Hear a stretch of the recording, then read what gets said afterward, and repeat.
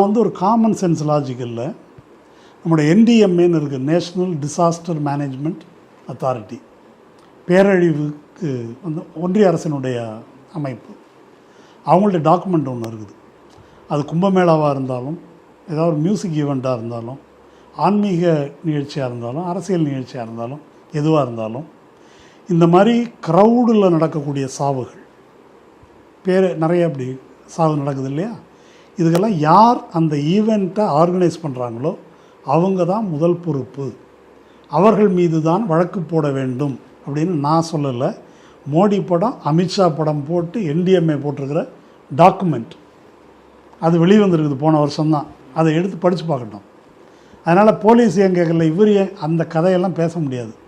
இவங்க தான் அக்கௌண்டபிள்.